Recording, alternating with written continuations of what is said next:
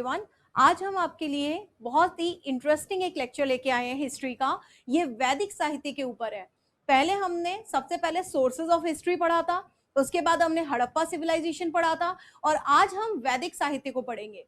जैसे कि हमने जब हड़प्पा साहित्य पढ़ा था तब हमने आपको थोड़ा इंट्रोडक्शन दिया था कि सबसे पहले आया था कौन सा, पाषाण काल, जिसमें कि पुरा पाषाण, मध्य पाषाण और नव पाषाण। उसके बाद आपका आता है कैल्कोलिथिक एज, यानी कि जिसको हम कहते हैं ताम्र पाषाण युग। अब ये ताम्र पाषाण में कुछ तो आपके जो हड़प्पन सिविलाइजेशन के कुछ स्पॉट्स हैं वो आते हैं जो कि युवा उसमें है, जैसे कि आपकी कालीबंगा, इसके अलावा आहड़ सभ्यता, इस तरह के कुछ स्पॉट्स हैं जो कि आपके कैल्कोलिथिक में आते हैं। जब हड़प्पन सिविलाइजेशन मैच्योर हो गई तो मैच्योर होने के बाद ये सभ्यता कांस्य युगीन सभ्यता कहलाने लगी। तो अगर आमतौर पे बोले तो इसको क्या कहना ज्यादा उचित होगा, ब्रॉन्ज एज। तो ब्रॉन्ज एज वाली ये सिविलाइजेशन जो थी हड़प्पा, जब ये खत्म हुई, और यहाँ पे हमने बताया था कि एक बेसिक फीचर कि मेटल में लोहे से ये लोग अवगत नहीं थे, लोहे के बारे में यूज करना नहीं जानते थे। अब हमने एज के बारे में भी बताया था कि 1750 से लेके 2500 बीसी तक हमारा हड़प्पन सिविलाइजेशन का टाइम पीरियड था, जो कि हमारा कार्बन डेटिंग प्रोसेस के थ्रू पता चला था। अब हम लोग जो ये सिविलाइजेशन करने वाले हैं दैट इज वैदिक सभ्यता। वैदिक सभ्यता जिसे हम वैदिक संस्कृति, सभ्यता दोनों चीज कह सकते हैं, ये आर्यों की है। तो आर्यन सिविलाइजेशन है। वैदिक में हमने, उसमें हड़प्पा में हमने देखा था कि आर्यंस इंडिया आ रहे थे। वैदिक में हम देखेंगे कि आर्यंस जब स्टैब्लिश हो गए तो उस सिविलाइजेशन की स्टडी कर रहे हैं। टाइम पीरियड की बात करूं तो वो 1750 से 2500 बीसी थी हड़प्पा, और इसका जो काल माना जाता है वो लास्ट जो हमें इसके प्रूफ मिले हैं वो 1700 बीसी तक के प्रूफ मिले हैं आर्यन सिविलाइजेशन के। अब यहाँ पे आर्यन शब्द का मतलब क्या है तो पहले ये जान लीजिए। आर्यन का यहाँ पे मतलब है श्रेष्ठ, यानी बेस्ट। जो बेस्ट रेस है उसको हमने आर्यंस कंसीडर किया है। यहाँ पे ये जो थ्योरी का सेक्शन है ये मैंने कुछ पॉइंट्स रखे हैं आपके हाईलाइट के लिए, बट इससे पहले मैं अपने हिसाब से आपको थोड़ा अपने तरीके से समझाना चाहूंगी ताकि आपके दिमाग में एक स्टोरी लाइन बने, फिर हम पॉइंट टू पॉइंट चीजों को डिस्कस करते हुए चलेंगे। तो पहले मेरे अकॉर्डिंग देखते हैं कुछ चीजों को। हम बात कर रहे हैं आर्यन सिविलाइजेशन या फिर आर्यन सभ्यता, या फिर हम इसको क्या बोल सकते हैं, सही नाम है वैदिक सभ्यता। वैदिक सभ्यता या वैदिक काल। अब सबसे पहली बात जो है वैदिक में, ये आपको पता होना चाहिए कि इसमें क्या है, दो चीजें हैं। एक तो है वैदिक काल और दूसरा है मेरा उत्तर वैदिक काल, जिसको हम क्या कहते हैं, पोस्ट वैदिक या लेटर वैदिक पीरियड। एक तो मेरा क्या हो गया, वैदिक, और दूसरा हो गया लेटर वैदिक। अगर हम वैसे देखेंगे तो सब कुछ वेदों में ही आप ऐसे पढ़ने लग जाते हैं, जैसे कि ऋग्वेद हो गया, यजुर्वेद, इसके बाद आपका सामवेद, अथर्ववेद, फिर हमारे उपवेद आते हैं, वेदांग आते हैं, उपनिषद आते हैं, अरण्यक आते हैं, ब्राह्मण आते हैं, सूत्र आते हैं, दर्शन आते हैं, बहुत सारी चीजें हैं। पर ये सारी चीजें एक साथ वैदिक में नहीं है। इसमें हम देखें तो हमारे चार वेद होते हैं। तो चार वेद कौन से हैं, चार वेद हैं मेरे। सबसे पहला आपका ऋग्वेद, दूसरा है आपका यजुर्वेद, तीसरा है आपका सामवेद, और चौथा है आपका अथर्ववेद। अब इसमें देखिए, ये जो ऋग्वेद वाला पीरियड है, इस ऋग्वेद के पीरियड को तो हम क्या कंसीडर करते हैं, वैदिक काल। बाकी के जो तीन वेद हैं इनको कंसीडर करते हैं उत्तर वैदिक काल, यानी कि पोस्ट वैदिक पीरियड। अब आपको ये पता होना चाहिए कि ऋग्वेद जो है ये मेरा वैदिक में है, ये तीनों पोस्ट वैदिक में, बट इन तीनों के अलावा और भी बहुत सारी चीजें हैं जो कि आपका वैदिक में आएंगी। जैसे मैं बोलूं ब्राह्मण,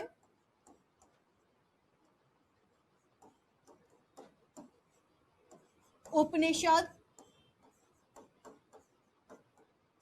उपवेद,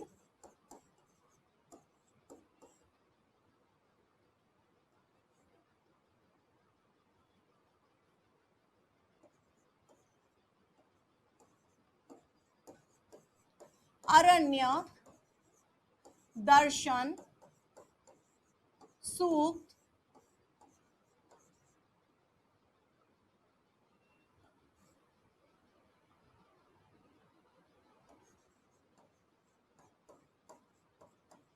और महाग्रंथ। मेजर ये चीज है। अब देखिए ब्राह्मण, ब्राह्मण का मतलब ये नहीं कि भाई अनुजा भारद्वाज है तो ये ब्राह्मण है तो इसको उठा के रख दिया, नो। ब्राह्मण यहाँ पे क्या है, बुक्स है। तो जो ब्राह्मण है ये हो गए कुछ बुक्स। इसके बाद उपनिषद हुआ क्या, पहले तो वेद के लिए हर एक के लिए क्या लिखा गया, एक एक उपवेद लिखा गया, यानी उसी का एक पार्ट लिखा गया। उसके बाद में मॉडर्न काल के वेद यानी कलयुग के वेद, उपनिषद को भी बोल दिया जाता है। ये जो है, जैसे आपने कोई एनसीईआरटी पढ़ी और उसको एक्सप्लेन करने के लिए आपने कोई साइड बुक ली, रिफ्रेशर ली उसे एक्सप्लेन करने के लिए, तो वो चीज आपका क्या कहलाएगा, उपनिषद। ठीक है, तो ये उपनिषद लिखे गए। बाद में हर वेद के लिए काफी उपनिषद लिखे गए। टोटल 108 उपनिषद हैं, पर हम लोग सिर्फ 12 उपनिषदों की बात करते हैं। अरण्य वनों में लिखे गए, जंगलों में लिखे गए, ऋषियों द्वारा उनके शिष्यों को पढ़ाने के लिए उनके लिए ज्ञान की बातें लिखी गई हैं। दर्शन, इनको आप इंग्लिश में बोलते हैं फिलोसॉफी, तो दर्शन भी हम जानेंगे। सूक्त, षड दर्शन होते हैं, और सूक्त भी कितने होते हैं, 6 ही होते हैं।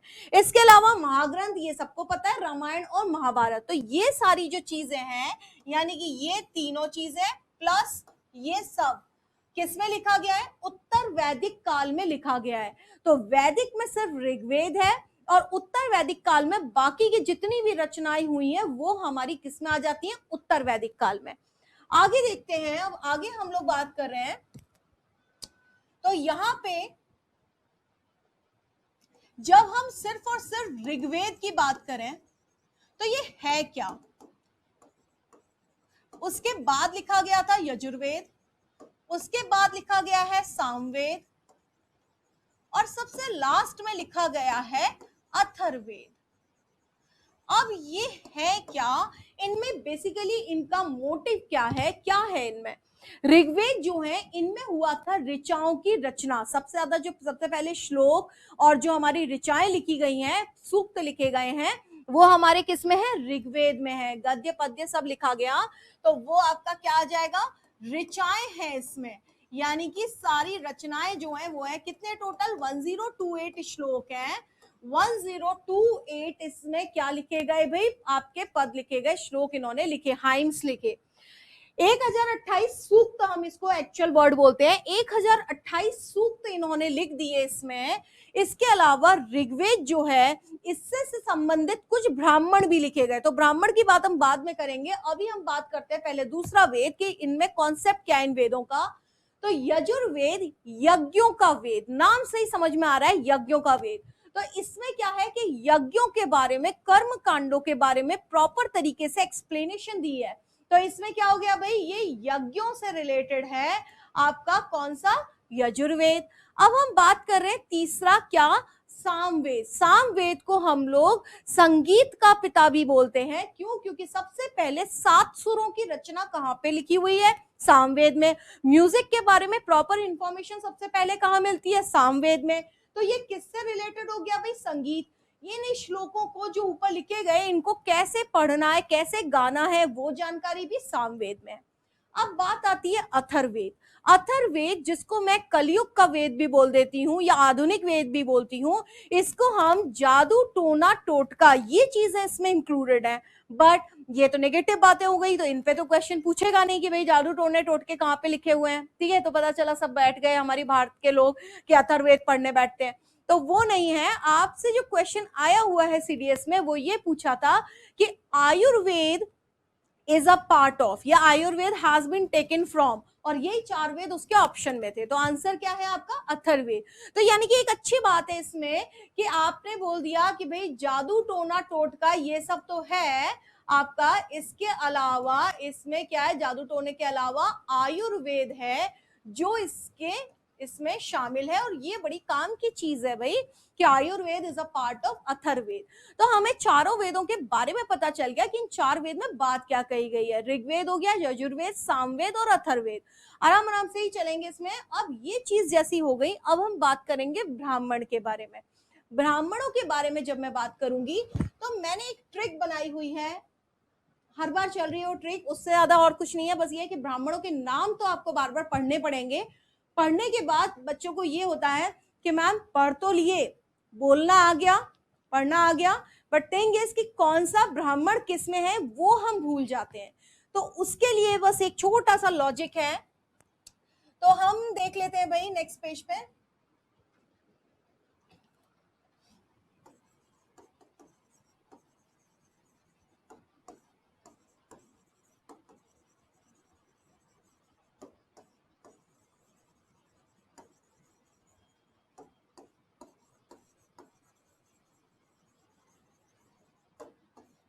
अब देखें यहां पे हमने ट्रिक बनाई, एक तैश में आकर जैमिनी ने, जैमिनी कोई व्यक्ति है भाई, लड़का लड़की कुछ भी ले लो, जैमिनी ने 6 घंटे तक क्या किया, तांडव किया। अब देखें एक तैश में आकर, तो एक तैश में, तैश माने एग्रेशन, गुस्सा, गुस्से में आकर एक लड़का है कौन, जैमिनी, और उसने क्या किया 6 घंटे तक डांस किया। तो गुस्से में कौन सा डांस करेगा, ऑब्वियसली तांडव करेगा। तो यहां पे हमने क्या लिया है भाई, ए से वर्ड उठाया, तो ये मैंने सीक्वेंस में, पहली बात तो मुझे वेद नंबर 1 वेद सीक्वेंस में याद रखने हैं, क्योंकि क्वेश्चन यही पूछ लिया जाए सबसे पुराना वेद कौन सा है, तो कौन सा है सबसे पुराना वेद, ऋग्वेद। उसके बाद आपसे बोले दूसरा यजुर्वेद, तीसरा सामवेद और चौथा अथर्ववेद। तो पहली बात तो सीक्वेंस ही याद करनी है, तो नंबर 1 टास्क तो यही हो गया कि हमें सीक्वेंस याद हो गई। नंबर 2 पे हमने क्या किया कि सबके साथ के हमको ब्राह्मण याद करने हैं। तो हमने बोला कि ऋग्वेद में एक आपका ब्राह्मण है कौन सा, ऐत्रेय। कौन सा ब्राह्मण बोल रहे हैं, ऐत्रेय। क से हमने ले लिया कौशिकी। ये नाम आप बोलो, ये तो नाम ही ऐसे है, तो नाम तो आप जब आप इसको 10 से 12 बार पढ़ लेंगे तो नाम बेशक याद हो जाएंगे, बस ये याद नहीं रहेगा कि कौन सा किसके साथ है। एक पहला अक्षर भी याद दिला देगा कोई आपको, तुरंत आपको याद आ जाएगा, अच्छा ठीक है ये इसका ब्राह्मण है। ऐत्रेय, कौशिकी। यजुर्वेद में देखें तय से आपका क्या हो जाएगा, तैत्तिरीय। श से क्या हो जाएगा, शतपथ। फिर उसके बाद मैं आकर साइलेंट है यहाँ पे, अब क्या आता है, जैमिनी। तो सामवेद का है आपका जैमिनीय। कौन सा ब्राह्मण है, जैमिनीय। षड, षड से मैंने ले लिया षडविंश। घंटे तक फिर मेरा साइलेंट है, क्या किया भाई, तांडव। तो फिर मेरा काम का है क्या, तांड्य कर दिया मैंने। तो ये हमारे हो गए किसके, 3 वेदों से रिलेटेड हमारे ब्राह्मण हो गए। बोले ये रह गया मैडम, तो ये जो है इसका एक ही ब्राह्मण है, कौन सा, गोपथ। ठीक है, तो इसमें तो कंफ्यूज होते नहीं है। इवन मैंने जब सीडीएस क्लियर किया था तो उस समय में भी ये क्वेश्चन आया था उस टाइम पे, तो ये हमारा एलिमिनेट ऐसे हो जाता है कि भाई गोपथ तो सिर्फ अथर्ववेद का, अथर्ववेद का एक ही ब्राह्मण है, तो वहां हमने एलिमिनेट कर लिया, बचे 3। तो 3 का हमें किसी ना किसी लॉजिक से याद रखने पड़ते हैं, क्योंकि सबके 2 हैं इसके 3 हैं, तो वो आपने कोई ट्रिक ऐसी बना ली तो उससे आपको पहला पहला अक्षर से याद आ जाता है वहां पे, और आप मैच दी फॉलोइंग में सही ऑप्शन करके वो जो आता है आपका कि 1 2 3 4 को सुमेलित करके बताएं कि CABD होगा या ABCD होगा, तो इस तरह से यहाँ पे होते हैं 1 2 3 4, यहाँ पे होता है ABCD, तो वो मैच करवा लेते हैं। तो कोई कोई सा एक एक उठा के वो ऑप्शन में रखते हैं। तो मेरे टाइम पे भी क्वेश्चन आया था, आजकल भी रिपीट हो रहा है, वैदिक में इस तरह का क्वेश्चन ही बनते हैं ज्यादातर। मैं अभी आपको 2018-19 के भी क्वेश्चन बताऊंगी, ठीक है। तो ये क्वेश्चन है इसमें कौन सा, ब्राह्मण से रिलेटेड। अब हम बात कर रहे हैं कि ब्राह्मण के बाद हम दूसरी बात कर लें उपनिषदों की सीधे, क्योंकि वो थोड़ा सा मैच करती हुई बात है। तो उपनिषद हम बोल रहे हैं कि हमारे जो टोटल उपनिषद होते हैं, पहले तो बात हो रही है कि उपनिषद क्या है, तो ये याद रखिए उप में ये जो शब्द है उप, उप का मतलब होता है सुना हुआ, यानी कि पास बैठकर सुने हुए जो बातें हैं जिनको लिखा गया उनको कहा जाता है उपनिषद। अब बात ये हो रही है कि ये उपनिषद टोटल कितने हैं, तो टोटल उपनिषद 108 है। ये भी क्वेश्चन अपने आप में बन जाता है कि कुल उपनिषदों की संख्या है, तो ये हो गया भाई 108 है। अब बात आ रही है कि इन उपनिषदों में हमें कितने याद रखने हैं। 108 तो याद करेंगे नहीं, पीरियोडिक टेबल तो याद करने में रोने हो जाते हैं, इसको और याद करने बैठेंगे तो क्या है भाई, 12 उपनिषद हैं जो काम के हैं। कैसे हैं इसको भी देख लें। वापस से मैं वही चीज लिख रही हूं आपको, पहले तो मैं वेद ही लिखूंगी, ऋग्वेद, क्योंकि हर वेद से रिलेटेड उपनिषद है, यजुर्वेद, और फिर मेरा सामवेद, और लास्ट है मेरा कौन सा, अथर्ववेद। बातें इन्हीं के साथ साथ अटैच होती चलेंगी। तो आप देखते हैं भाई, जो सबसे पहला आपका कौन सा है, ऋग्वेद, इसके साथ उपनिषदों के नाम भी सेम है जो कि ब्राह्मणों के नाम थे, तो काम आसान हो गया। क्या था ट्रिक में, एक, तो क्या हो गया भाई, ए से आपका ऋग्वेद में कौन सा आ गया, एक उपनिषद ऐत्रेय, और दूसरा उपनिषद कौन सा लग गया इसमें, कौशितकी। तो एक तो कवर हो गया। दूसरा हम बोल रहे हैं क्या हुआ था, तैश, तो तय का सिर्फ हम तैश का सिर्फ तय लेंगे तो यजुर्वेद का एक ब्राह्मण कौन सा होता है, तैत्तिरीय। अब अलग है, आगे की बातें अलग हैं। अब यजुर्वेद में और बहुत सारे ब्राह्मण हैं और बड़े काम के हैं, ब्राह्मण नहीं उपनिषद। बृहदारण्यक, इसके बारे में बताऊंगी अभी, बृहदारण्यक। फिर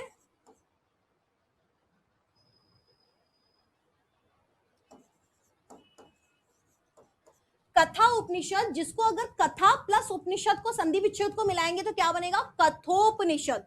तो याद रखें, कथोपनिषद, कष्टोपनिषद, ऐसे कुछ मिलते हैं वर्ड, कथोपनिषद जनरली मिलता है। बृहदारण्य, कथा, और आपका क्या हो गया, एक श्वेताश्वर, श्वेताश्वर, श्वेताश्वर उपनिषद, और एक और लगा लेते हैं भाई, ईश उपनिषद। ठीक है, ये मैंने किसके लिख दिए आपको, ये सारे के सारे यजुर्वेद से रिलेटेड हैं। सामवेद के अगर मैं लिखूं तो यहां पे मैं आपको दो लिखूंगी, दो मेन है। एक तो हो गया कौन सा, छांदोग्य, और दूसरा हो गया, इसके बारे में बताऊंगी मैं, और दूसरा हो गया कौन सा, छांदोग्य और आपका केन उपनिषद।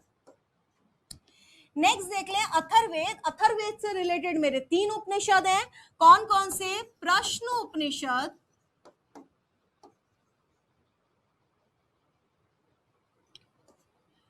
मुंडक उपनिषद, और एक है मेरा मांडुक्य उपनिषद। ठीक है, तो ये क्या हो गए, प्रश्न उपनिषद, मुंडक और मांडुक्य। ये मेरा, आप जरा इसको गिनती कर लेते हैं भाई, कोई दूसरा लेते हैं अच्छा सा कलर। तो ये हो गया मेरा क्या, 1, ये हो गया 2, 3, 4, 5, 6, 7, 8, 9, 10, 11 और 12। और मैंने आपको क्या बात कही थी कि मैं कितने उपनिषद आपको याद करवाऊंगी, 12 उपनिषद याद करवाऊंगी। अब मैंने आपको दूसरी बात ये बोली कि हम इसकी कुछ इंपॉर्टेंट बातें भी डिस्कस करेंगे। तो देख लेते हैं भाई कौन से उपनिषद की क्या बात इंपॉर्टेंट है। तो यहाँ पे ऐत्रेय कौशिक की तो छोड़ दो, उतना कुछ नहीं है इसका, तैत्रेय का नहीं, इसका इंपॉर्टेंट ये जो है बृहदारण्यक, बृहद यानी कि बड़ा। ठीक है, तो यानी कि क्या हो गया भाई, ये सबसे बड़ा उपनिषद है। तो अगर क्वेश्चन आ जाए कि सबसे बड़ा उपनिषद कौन सा है तो क्या आंसर आएगा, बृहदारण्यक उपनिषद। नेक्स्ट देख लें कथा उपनिषद। तो इसके ऊपर अनएक्सपेक्टेड लगा मुझे, पर मैंने देखा डिफेंस में एग्जाम कि मुझे नहीं लगा था कि ये क्वेश्चन देंगे कि माइथोलॉजी से रिलेटेड हो जाती है कथा उपनिषद की थोड़ी सी बात। बट ये भी पूछा था यमराज और नचिकेता के डायलॉग कन्वर्सेशन को किस उपनिषद में कहा गया है। तो ये एक माइथोलॉजी की स्टोरी है, शॉर्ट में बताती हूँ आपको। मुझे तो बहुत ही इंटरेस्ट है माइथोलॉजी में, और मेरी क्लासेस में थोड़ी थोड़ी घुस ही जाती है ना चाहते हुए भी। तो इसमें क्या हुआ था कि भाई नचिकेता जो है उसको उसके पिता को आया था, डेथ आई थी उसकी, तो यमराज आए उसके पिता को लेने, जो कि राजा था। तो उन्होंने बोला मेरे को नहीं जाना है। यमराज ने बोला अपने किसी प्रियजन को भेज दो अपनी जगह। तो बोले मेरे बेटे को ले जाओ। कौन है बेटा, नचिकेता है। तो बोले बट कंडीशन अप्लाइड कि भाई अगर बच्चा मना कर देता है कि उसको नहीं जाना है तो फिर तुमको ही जाना पड़ेगा। बोले ठीक है। यमराज गए, नचिकेता को ऑफर किया कि भाई मैं मृत्यु हूं, तुमको लेने आया हूं, तुम्हारे पिता की जगह तुम चलोगे। तो बोला हम बिल्कुल चलूंगा, पिताजी की आज्ञा है। तो यमराज बड़ा इंप्रेस हो गया कि बच्चा बड़ा ओबीडियंट है, पिता की मृत्यु खुद ले ली। तो यमराज ने रास्ते में उससे बोला, मैं बड़ा खुश हो गया हूँ भाई, तुम मेरे से बून ले लो, वरदान ले लो। तो उसने बोला कि मेरे को जो वरदान मांगे, उन्होंने बोला कि यमराज जो है धर्मराज भी कहलाते हैं। बोले आप धर्मराज हैं, आपको सब कुछ पता है ज्ञान, तो आप मुझे ज्ञान की बात, उसने कुछ बोला कि जीवन का पूरा ज्ञान दे दीजिए आप। मैं बोला कि भाई तुम जीवन दान मांग सकते थे, कुछ अच्छा और वेल्थ मांग सकते थे, संपत्ति मांग सकते थे, तुमने ज्ञान मांगा। बोले हाँ मेरे को तो ज्ञान ही चाहिए। तो उसने बोलते कि यमराज नचिकेता का फिर जो क्वेश्चन आंसर्स का जो सेशन शुरू हुआ, उसमें गीता का पूरा जो ज्ञान है वो उसमें निहित है, यानी वो सारी बातें उसमें इंक्लूड हो गई। इसलिए वो डायलॉग कन्वर्सेशन जो है, उनके प्रश्न उत्तरों को हम सुने तो वो एक तरह से ऐसा है जैसे गीता की पूरी नॉलेज को प्राप्त कर रहे हैं। इसलिए कथा उपनिषद की इंपॉर्टेंस हो गई। तो यमराज और नचिकेता की ये स्टोरी थी। बाद में यमराज इंप्रेस हो गए, उन्होंने उसको जीवन दान भी दे दिया। तो दैट वाज द स्टोरी। ये जो स्टोरी है, ये मैं आपको एक और चीज यहाँ पे बताना चाहूंगी, बिकॉज मैं गुजरात रह चुकी हूँ। तो वहां पे गांधीनगर में बहुत अच्छा आपका वाटर शो होता है गांधीनगर में। तो ये आपका जो वहां का इस्कॉन टेम्पल है उधर में होता है। उसमें ये यमराज नचिकेता का पूरा स्टोरी को बहुत अच्छे से वाटर शो में दिखाते हैं रात के समय पे, बहुत सुंदर लगता है। और इंडिया का नंबर 2 का सबसे बड़ा वाटर शो है। 1 कहां पे? बैंगलोर में। ठीक है, नेक्स्ट देखिए। तो ये हो गया आपका बृहदारण्यक उपनिषद, फिर हो गया कथा उपनिषद। अब बात आती है श्वेताश्वर उपनिषद। इसके बारे में भी मैं आपको कुछ बातें बताऊंगी। इसकी कुछ चीजें थोड़ा सा बुद्धिज्म से भी रिलेटेड है, तो हम उसमें वहां पे करेंगे। अभी आप देखिए ये वाला ईशोपनिषद। ईशोपनिषद, इसको मिला के कैसे लिखेंगे? इसको ऐसे लिखेंगे, ईशोपनिषद। तो ये ईशोपनिषद क्या है? ईशोपनिषद की गीता के निष्काम कर्म की भावना का कहां पे प्रतिपादन है? गीता के निष्काम कर्म की भावना का सबसे पहले प्रतिपादन कहां मिलता है? ईशोपनिषद में मिलता है। तो ये भी अपने आप में एक क्वेश्चन है। इसके बाद देखें आपका छांदोग्य उपनिषद। इसके बारे में भी मैं बताना चाहूंगी आपको कि हमारे यहाँ क्या होता था, हिंदू सिस्टम में 4 आपके होते थे आश्रम। ठीक है, 4 क्या होते थे? आश्रम। तो ये भी एक टॉपिक है जो अपना यहीं पे हम डिस्कस करते हैं, आश्रम। ठीक है, आई थिंक ऐसे ही लिखते होंगे आश्रम। ठीक है, अब ये जो 4 आश्रम है, अब इसमें आपका किस हिसाब से डिवाइड होता था? एज को 4 पार्ट में, यानी कि आपका 0 या 1 मान लीजिए, 1 से 25, 25 से 50 और 50 से 75, और फिर अगर बंदा जिंदा रह गया तो फिर 100 तक। यानी कि 0 से 25 तक माना जाता था कौन सा? ब्रह्मचर्य या बालाश्रम, ये हो गया। फिर 25 से 50 तक कौन सा माना जाएगा? गृहस्थ आश्रम। गृहस्थ के बाद आपका क्या शुरू हो जाएगा? 50 से 75 तक में वानप्रस्थ, जिसमें कि जंगल में जाते थे, वो आश्रम था। तो बात यहाँ पे ये आ रही है कि जो छांदोग्य उपनिषद था उसमें ये 3 आश्रमों का उल्लेख है। कौन से थे 3? आपका सबसे पहला ब्रह्मचर्य, दूसरा आपका गृहस्थ, और तीसरा कौन सा है आपका? वानप्रस्थ। पर कालांतर में अब हमने बात कर दी, ये 12 उपनिषद है, इसके अलावा भी कुछ उपनिषद हैं जो 108 की संख्या में से। तो कालांतर में एक और उपनिषद आया, कौन सा? जबालोपनिषद। कौन सा उपनिषद है भाई? जबालोपनिषद। और जबालोपनिषद में ये लिखा हुआ है कि चौथा आश्रम भी जोड़ दिया गया, और वो चौथा आश्रम कौन सा है? आपका संन्यास आश्रम। की भाई बंदा फिर भी जिंदा रह गया तो 75 के बाद वो क्या भोगेगा? संन्यास आश्रम भोगेगा। ये जो सिस्टम था जनरली राजा लोग थे ना, वो लोग फॉलो करते थे कि 25 साल तक आपका ब्रह्मचर्य फॉलो किया, उसमें उनका एजुकेशन का काम होता था। ठीक है, एक उपनयन संस्कार होता था जिसको जनेऊ संस्कार आप समझ सकते हैं, आज भी होता है। तो वहां पे आप गुरुकुल के लिए जाते थे, वहां पे शिक्षा प्राप्त करके आएंगे, फिर आप शादी होगी वहां पे आपके, फिर उसके बाद गृहस्थ शुरू हो जाएगा। उसके बाद 50 तक माना जाएगा कि राजा अपनी सारे जो रिस्पॉन्सिबिलिटी है उनसे फ्री हो जाएगा, और फिर वो कहाँ चला जाएगा? संन्यास चला जाएगा, और अपना जो राजकुमार है उसको उत्तराधिकारी डिक्लेयर कर देगा। अब बात हो रही है कि संन्यास क्या? वानप्रस्थ चला जाएगा। अब जंगल में चला गया वानप्रस्थ, बट फिर भी अगर राजा और जिंदा रह गया, माना ये जाता था जंगल में आप जा रहे हो सत्य की खोज में या ज्ञान की खोज में, आप मंदिर वंदिर जाओगे, तीर्थ करोगे, तो ये सब में धीरे धीरे आपकी एज खत्म हो जाएगी। बट ये देखा गया कि एज एक्सपेक्टेंसी धीरे धीरे जब देखी गई, ये 75 के बाद भी जिंदा रहे तो क्या? तो बोले फिर एक और आश्रम हो गया, कौन सा? संन्यास की। फिर आप पूरी तरह से संन्यास ले लो और भगवान में लीन होने की कोशिश करो। तो ये चीजें थी आपकी। तो अब आपका यहां तक डिस्कस हो गया भाई छांदोग्य और आपका जबालोपनिषद। अब हम वापस से डिस्कस करते हैं हमारी वाली बात कि कौन सा उपनिषद रह गया आपका? एक प्रश्न, मुंडक और मांडुक्य। इनमें से मेरा ये काम का है, इसके ऊपर तो क्वेश्चन बहुत ज्यादा आता है इसको मैं मिला के कैसे लिखूंगी, मुंडोपनिषद नाम लिखूंगी। कैसे लिखूंगी, मुंडोपनिषद। तो आपसे ये आया हुआ है कि सत्यमेव जयते हैज बीन टेकन फ्रॉम, सत्यमेव जयते जो हमारा आपका लिखा हुआ है नेशनल एम्बलम जो है उसमें भी नीचे लिखा हुआ है, तो ये सत्यमेव जयते हैज बीन टेकन फ्रॉम कहां से लिया गया है, मुंडोपनिषद में लिखा हुआ है सबसे पहले, वहां से ये चीज लिखी हुई है। तो ये बातें तो हो गई भाई हमारी, ये सब बातें कि उपनिषद क्या थे। इसके अलावा अगर हम इसकी बात करें अकेले अकेले किसकी, ऋग्वेद की, तो ऋग्वेद जो है ये अपने आप में बहुत सारी स्टडी मांगता है। इसमें क्या थे, टोटल भाई 10 मंडल थे। कितने मंडल हैं, 10 मंडल। मंडल जैसे आप ऐसा समझ लो, आपने कंबाइंड कोई बुक खरीदी बढ़िया सी मोटी सी, और उसमें सारे सेक्शन है, उसमें आपका हिस्ट्री है, ज्योग्राफी है, पॉलिटी है, इकोनॉमिक्स है, साइंस है, फिजिक्स, केमिस्ट्री, बायो, हर चीज का सेक्शन है। तो वो जो सेक्शंस हैं सब्जेक्ट वाइज, उनको आप क्या समझ लीजिए, मंडल, पार्ट्स। तो ये पार्ट्स ऐड हुए, तो इसमें क्या था कि भाई आपका तीसरा 8वां मंडल बाद में जुड़ा, लेकिन 10वां मंडल सबसे अंत में जुड़ा।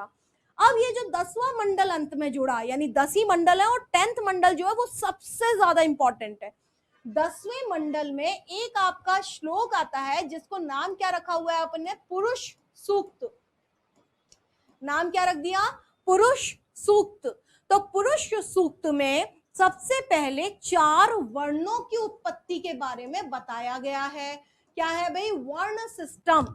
वर्ण सिस्टम जो होता है, वर्णों की उत्पत्ति, इसमें क्या किया गया कि भाई ब्रह्मा के मुंह से कौन निकला, ब्राह्मण, भुजाओं से कौन निकला, क्षत्रिय, पैर की जांघों से कौन निकला आपका, वैश्य, और पैरों से, यानी पैर के अंगूठे से बोला जाता है उसे, पैरों से कौन निकला है लास्ट में आपका, शूद्र।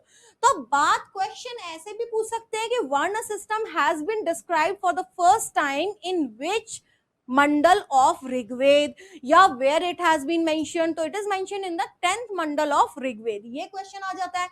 ये भी पूछ सकते हैं the Shudra word has been first described in, Shudra शब्द सबसे पहले कहां पे आपका मेंशन किया गया है, तो वो भी मेंशन कहां किया गया है, ऋग्वेद के 10वें मंडल के पुरुष सूक्त में। तो यहाँ पे हमें ये पता चल गया कि 4 वर्ण है, इनको हम जब अभी डिस्क्रिप्टिव में सोसाइटी पढ़ेंगे तो और मैं एक्सप्लेन करूंगी। अभी तो ये है कि कहाँ कहाँ क्या क्या चीजें दी हुई है। तो ये वर्ण सिस्टम हमें समझ में आ गया। तो इतनी सारी बातें हो गई, हमने क्या क्या डिस्कस कर लिए, हमने वेदों के बारे में जाना, हमने वेदों के ब्राह्मण जान लिए और उपनिषद जान लिए। उपनिषदों के बाद हमने वर्ण सिस्टम और आश्रम व्यवस्था, 5 बातें अभी तक डिस्कस करी हैं। अब मैं आपको 6ठी बात डिस्कस कर रही हूं कि कुछ और कॉन्सेप्ट देखते हैं। अब आपका आता है क्या, अरण्यक। कि अरण्यक क्या है, अरण्यक होते थे वन में। अरण्य का मतलब क्या होता है, जंगल। जंगलों में अपना ऋषियों द्वारा अपने शिष्यों को पढ़ाने के लिए जो चीजें लिखी जाती थी, कंपोज की जाती थी, उनको क्या कहा गया है, अरण्यक। तो ये भी क्या है, ये बुक्स है, ठीक है। वनों में लिखी गई पुस्तकों को क्या कहा जाता है, अरण्यक। डिफेंस में ये क्वेश्चन आ चुका है, और ये अरण्यक का सिर्फ मतलब पूछा था। और भी अरण्यकों के नाम भी हैं, बट वो आपसे नहीं पूछा है, वो आपसे सिर्फ अरण्यक का मतलब पूछ रहे हैं। उपनिषदों का भी कई बार मतलब पूछ लेते हैं, वेदों का भी कई बार मतलब पूछ लेते हैं। वेदों का मतलब क्या होता है, ज्ञान, नॉलेज, ठीक है। विद शब्द से निकला है, जिसका नाम मतलब क्या होता है, ज्ञान या नॉलेज। तो ये चीजें आपका अरण्यक तक बात आ गई। अब देख लेते हैं क्या है इसके अलावा और क्या लिखे गए, कुछ उपवेद लिखे गए, इनको हम बाद में पढ़ेंगे कि वेदों के साथ क्या क्या उपवेद लिखे गए हैं। अब हम लोग देखते हैं कि हमारे सूक्त क्या है और दर्शन क्या है। तो यहां तो मैं सूक्त बताऊंगी और यहां पे मैं आपको दर्शन बताऊंगी। दर्शन थोड़ी सी बड़ी बात है, पहले सूक्त को देख लेते हैं। सूक्त मतलब आप बिल्कुल इजी टर्म्स में, अगर आपको याद करने के लिए ट्रिक्स चाहिए तो बस आप ये देखो, सूक्त मतलब होता है फॉर्मूला। यानी कि मुझे ये वेद समझने हैं, मुझे इनके बारे में जानकारी प्राप्त करनी है, तो उसके लिए क्या है, मुझे कुछ चीजें आनी चाहिए। तो कौन से सूक्त हैं, 6 सूक्त हैं। तो वो 6 सूक्त कौन कौन से हैं, तो वो 6 हैं हमारे, छंद, कल्प, निरुक्त, शिक्षा, ज्योतिष, और लास्ट है मेरा व्याकरण। अब ये इनमें से कुछ शब्द तो आपको मतलब भी समझ में आ रहा होगा, कुछ का नहीं भी आ रहा होगा, तो हम डिस्कस कर लेते हैं। छंद यानी कि जो भी प्रोज राइटिंग होती है, जो राइटिंग का टाइप है, वो आपको समझ में आना चाहिए। कल्प का मतलब होता है रिचुअल्स, यानी कि रीति रिवाज। अगर आपको रीति रिवाज ही नहीं समझ में आएंगे तो आपको वेद कहां से समझ में आएंगे। अभी मैंने एक टर्म यूज किया था थोड़ी देर पहले, उपनयन संस्कार, कि स्त्रियों का उपनयन संस्कार होता था। अब आप बोलो कि क्या होता था, उपनयन क्या था, यानी कि शिक्षा के लिए जो भेजते थे, तो जो जनेऊ संस्कार है उसका नाम है। तो इस तरह से एक मैंने बोला कि बच्चों का अन्नप्राशन किया जाता था। आप बोलो क्या क्या किया जाता था, तो यानी कि अन्नप्राशन क्या है, बच्चे को पहली बार अन्न चखाया जाता था शहद वगैरह के साथ में। तो ये चीजें जो उसके बाद उसको बच्चे को खाना देना शुरू करते थे, उससे पहले बच्चा सिर्फ दूध पे रहेगा। तो इस तरह की क्या थी, हर चीज के लिए हमारे यहाँ पे एक फ्रेम, एक पूरा प्रोसीजर है, किस एज पे और किस समय पे क्या चीज करनी चाहिए, और उनको हमने रीति रिवाजों का नाम दे दिया।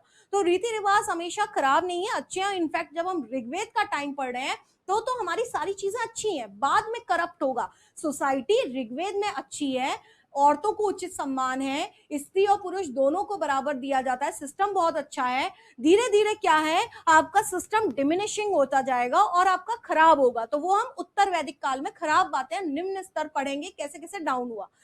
तो अभी आप देखिए, इवन ऋग्वेद में ये जो हमने 4 वर्ण पढ़े थे, तो वो वर्ण भी आपका किस पे बेस्ड है, ऑक्यूपेशन बेस्ड है। अगर कोई पठन पाठन का कार्य कर रहा है तो वो ब्राह्मण है, अगर कोई बिजनेस कर रहा है तो वो वैश्य है। यहाँ पे जो वर्ण है वो जन्म आधारित नहीं है, परंतु उत्तर वैदिक काल में ये चीजें जन्म आधारित हो गई। इवन गोत्र प्रथा भी स्टार्ट हो गई, जो आज शादियों के लिए देते हैं गोत्र मैच करते हैं, वो चीजें उत्तर वैदिक में आई। ऋग्वेद में ऐसा कुछ नहीं है, ठीक है। अब देखें निरुक्त। निरुक्त का मतलब है शब्दों की उत्पत्ति। मैंने बोला मेरे विचार, अगर आपको विचार का मतलब पता है तो कुविचार या सुविचार दोनों का मतलब समझ में आ जाएगा। यानी कि निरुक्त आपको पता होना चाहिए। शिक्षा यानी कि आपको शिक्षा क्या हो गया भाई, एजुकेशन, ये पता होना चाहिए। ज्योतिष यानी कि एस्ट्रोलॉजी, ठीक है। एस्ट्रोनॉमी क्या होता है आपका, खगोल शास्त्र, तो ये आपका एस्ट्रोलॉजी का ज्ञान होना चाहिए। ज्योतिष की, क्योंकि ग्रह नक्षत्रों के बारे में बहुत कुछ लिखा हुआ है वेदों में, तो वो चीज समझ में आनी चाहिए। व्याकरण यानी कि ग्रामर, तो ये सारी चीजें अगर आपको आती होंगी तब जाके तो आप किसी वेद को समझ पाएंगे। अब बात हो रही है दर्शन। तो दर्शन की अगर मैं बात करूं तो सबसे पहले मेरा कौन सा दर्शन होता है आपका, पहले का ऐसा कुछ नहीं है, बस नाम देख ले। पहले एक दर्शन है आपका सांख्य दर्शन, जो कि किसके द्वारा लिखा गया है, कपिल मुनि। कपिल मुनि थे, उन्होंने लिखा सांख्य दर्शन। मैं बोलूं न्याय दर्शन, तो न्याय दर्शन लिखा है गौतम ऋषि ने। इसके ऊपर भी एक स्टोरी है, ठीक है। तो अगर आप कमेंट सेक्शन में बताइएगा, कभी कोई स्टोरी ऐसे सुनने में सही लगता है तो बताएंगे आपको आगे से, नहीं तो नहीं। तो न्याय दर्शन गौतम ऋषि का। इसके बाद देखें योग दर्शन, ये मैंने अपने करंट जीके के उसमें भी डाला है हाल फिलहाल में। योग जब भी नाम आया था पतंजलि की, मैंने और बाबा रामदेव की बुक डाली थी कि आपका बुक के लेखक कौन है, रामदेव थे, तो उस पे आया था कि ये जो योग दर्शन है ये किसके द्वारा लिखा गया है, पतंजलि के द्वारा लिखा गया था। इसके बाद देखें, फिर हम बोलते हैं आपका कौन सा, वैशेषिक, और एक है हमारा पूर्व मीमांसा, और लास्ट है हमारा उत्तर मीमांसा।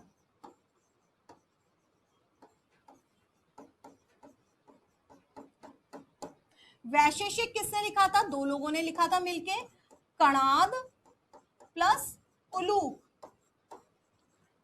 पूर्व मीमांसा किसने लिखा है, जैमिनी, और उत्तर मीमांसा किसने लिखा है, बदरायण। तो ये हो गए हमारे राइटर्स जिन्होंने ये दर्शन यानी कि फिलोसॉफी लिखी है। तो ये सब क्या है, ये चीजें फिलोसॉफी हैं जो उस समय में लिखी गई थी। यानी इंडियन सिविलाइजेशन काफी अच्छी थी भाई, सारी चीजें लिखी हुई हैं। सांख्य दर्शन जो है ये मैथमेटिक्स से रिलेटेड है, ठीक है। इसके बारे में जानकारी या इसके बारे में जो ज्ञान प्राप्त किया था गौतम बुद्ध ने भी किया था। उन्होंने अपने गुरु जो थे सबसे पहले अलार कालाम, उनसे सांख्य दर्शन ही सीखा था। नेक्स्ट देख लेते हैं हम और कुछ चीजें। तो ये हमारा अभी तक हमने बहुत सारी चीजें डिस्कस करी, यानी वेद, उपवेद, आपके वेदांग यानी कि उपनिषद, उपनिषदों को ही वेदांग कहते हैं। इसके बाद ब्राह्मण, अरण्यक, आपने सूत्र कर लिए, आपने दर्शन कर लिए, आश्रम व्यवस्था समझ ली, वर्ण व्यवस्था समझ ली। ये बेसिक मेन बातें हैं जो इसमें है। इसके अलावा और भी कुछ बातें हैं, जैसे कि इस समय में किस तरह के यज्ञ चल रहे थे, तो वो हम थ्योरी सेक्शन जो अब आपका चलेगा विद पीडीएफ उसके साथ डिस्कस करेंगे कि वर्ण सिस्टम ये आपका क्या रहता था, किस तरह के सिस्टम में इन्होंने कितने तरह के यज्ञ करते थे, राजा के लिए कितने यज्ञ थे, मनुष्यों के लिए 5 यज्ञ थे, उनको डिस्कस करेंगे। तो वो चीजें हम समाज जब डिस्कस करेंगे तब आएगा, आपका धर्म को डिस्कस करेंगे तब आएंगी कुछ बातें आपकी राजनीति की बातें हैं, वो साथ में आप सीक्वेंस में चलेंगे। ये कॉन्सेप्चुअल बातें थी जो थोड़ा बहुत आपको एक ट्रिक के साथ आपको बतानी थी।